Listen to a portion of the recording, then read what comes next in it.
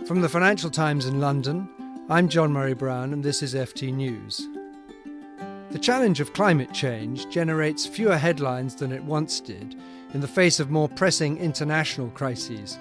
But new data compiled for the FT by the Bloomberg New Energy Finance Research Group suggests real progress is starting to be made as economies embrace renewables as an alternative source for power grids and industry. Joining me in the studio to discuss these new findings is Polita Clark, the FT's environment correspondent. Polita, what exactly are the new findings about renewables and what is their significance?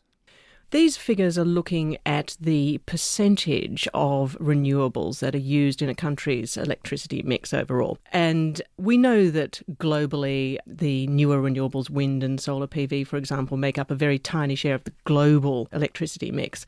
But these are focusing on the G20, and significantly, we asked Bloomberg New Energy Finance to cut out hydropower from the data because hydropower dams have been used for decades. They're a very old form of renewable energy compared with wind farms and solar parks, and it's really the growth of the latter that are going to make the difference when it comes to actually tackling climate change. So when we got them to strip them out, we found that in 2010, G20 countries got 4.6% of their electricity collectively from these newer types of renewables.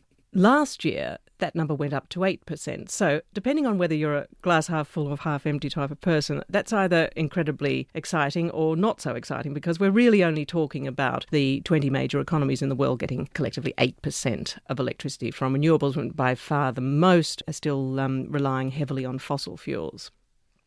What is also striking about the figures from this data is that the old European economies, UK, France and Italy, appear to be leading the way. Exactly. I mean, that's where we've seen some really significant strides. People who follow this closely won't be very surprised to see that Germany, for example, is one country that's really made enormous gains. Back in 2010, they got less than 18% of their electricity from these types of renewables. That figure's now gone up to more than 36%. But even in our own country here, John, in rather cloudy, gloomy UK, partly because of the enormous growth in subsidised solar power, we've seen the figures shoot up from 6% to nearly 24%. In almost all cases, we are seeing this occur because of fairly hefty renewable energy subsidies that are now spreading around the world to other countries, although in slightly different forms. But I think one of the interesting things is that it is often the case that we focus on countries like China, which has become the world's biggest clean energy market by far in recent years.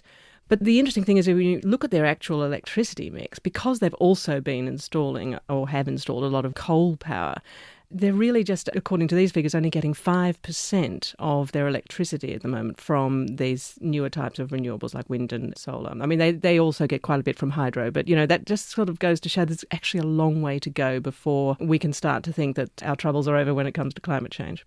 So how important do you think China's role in the battle to combat climate change really is? China's absolutely crucial. It's by far the biggest carbon polluter. And so if they don't manage to contain their emissions, there is pretty much no way that the rest of the world can easily. And is the progress that we see in this report, do you think that's sustainable?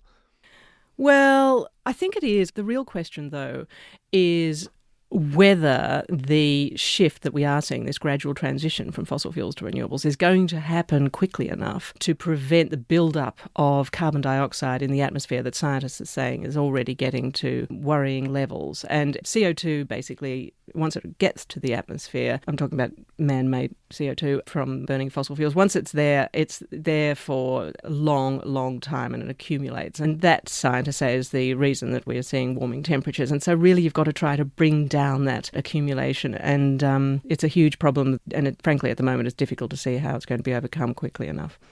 So a real bit of good news in the battle against climate change, but a long way to go. Thank you, Polita.